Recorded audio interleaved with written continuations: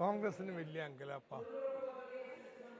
കാരണം കേരള രാഷ്ട്രീയത്തിൽ ഞാൻ തുടക്കം മുതൽ പറയുന്നതാണ്, വലിയ ചലനങ്ങൾ ഉണ്ടായിക്കൊണ്ടിരിക്കുകയാണ്. അതിലേറ്റവും പ്രധാനം മതന്യൂനപക്ഷങ്ങൾ 2019 അപേക്ഷിച്ച് അതിൽ നിന്ന് വ്യത്യസ്തമായിട്ട് LDF കൊണ്ട് അടുക്കുക. ഈ മലബാറിൽ വളരെ വ്യക്തമായിട്ട് കാണും. തെക്കും അതിനുള്ള പ്രവണതകളുണ്ട്.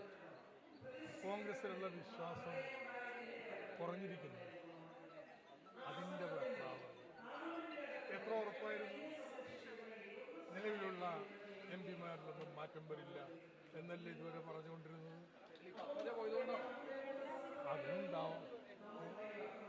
അതുണ്ടാവാം. ഇനി ആരെങ്കിലും ഞങ്ങളുടെ മണ്ഡലം മാറ്റിത്തരുമെന്ന് പറഞ്ഞ് ഭീഷണിപ്പെടുത്തുന്നുണ്ടോന്നും അറിയത്തില്ല. കിട്ടിയില്ലെങ്കിൽ മാറുമോ, അങ്ങനെയുള്ള പ്രയാസങ്ങളുണ്ടോയെന്ന് അറിയത്തില്ല. ഏതായാലും കോൺഗ്രസ് അങ്കലാപ്പിലാണ്. ആന്റണിയുടെ മകൻ പോയി, കരുണാകരൻ്റെ മകള് പോയി, ഇനി ആരാ? രണ്ട് മുൻ മുഖ്യമന്ത്രിമാർ മാത്രം. അതെ, KPCC പ്രസിഡന്റ് തന്നെ എനിക്ക് വേണമെങ്കിൽ ഞാൻ പോകും, നിങ്ങളാരാന്ന് ചോദിച്ചതാണ്. ഏതായാലും കോൺഗ്രസിൻ്റെ വടക്കേന്ത്യൻ പാരമ്പര്യം കേരളത്തിലേക്കും ശക്തമായിട്ട് കടന്നു വന്നുകൊണ്ടിരിക്കുകയാണ്. കോൺഗ്രസിനെ തള്ളിപ്പറയുന്നു ഈ തെരഞ്ഞെടുപ്പിൽ.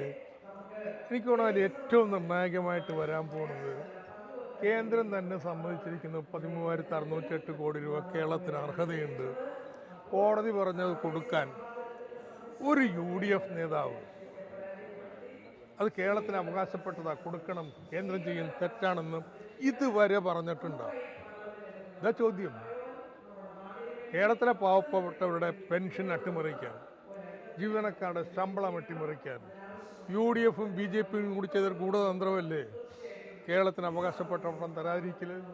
ഇപ്പോൾ കോടതി ഇടപെടേണ്ടി വന്നു, കേന്ദ്രം തന്നെ സമ്മതിക്കേണ്ടി വന്നു. ഞങ്ങളുടെ മാനദണ്ഡ പ്രകാരം കേരളത്തിന് ഇത്രയും കൂടി കൊടുക്കാനുണ്ട്, അത് കൊടുക്കാൻ കോടതി പറയേണ്ടി വന്നു. ഇതിനൊക്കെ കൂട്ടുനിന്നതാണ് UDF എന്നുള്ളത് ഈ തെരഞ്ഞെടുപ്പ് അവർക്കെതിരായിട്ടുള്ള ഏറ്റവും വലിയ കുറ്റപത്രമായിട്ട് മാറും. വലിയ വിജയത്തിലേക്ക് പോകും. കേരളത്തിൽ നടക്കാൻ പോകുന്ന LDFിൻ്റെ തകർപ്പൻ വിജയമായിരിക്കും. മോദിയുടെ വനിതാ ദിനത്തിൽ മോദിയുടെ സമ്മാനം 100 രൂപ ഗ്യാസ്. ഞാൻ പറഞ്ഞില്ലേ, പോക്കറ്റ് അടിക്കാൻ്റെ പരിപാടിയാണ്. പോക്കറ്റ് അടിച്ചിരുത്. അപ്പം നമ്മുടെ പാവപ്പെട്ടവൻ്റെ കയ്യിലൊരു പണവുമില്ല. അപ്പം പോക്കറ്റ് അടിക്കാരൻ സാറ് വിഷമിക്കണ്ട, ബസ്സിന് ഒരു 100 രൂപ പിടിച്ചോ എന്ന് പറയുന്ന പോലെ തൻ്റെ ഭരണകാലത്ത് റെക്കോർഡ് വിലവർദ്ധനവ് ഗ്യാസിന് വരുത്തിയ ശേഷം 100 രൂപ ഇലക്ഷന് മുമ്പ് കൊടുത്തിരിക്കുകയാണ്. ഇതൊക്കെ ജനങ്ങൾ തിരിച്ചറിയുന്നു.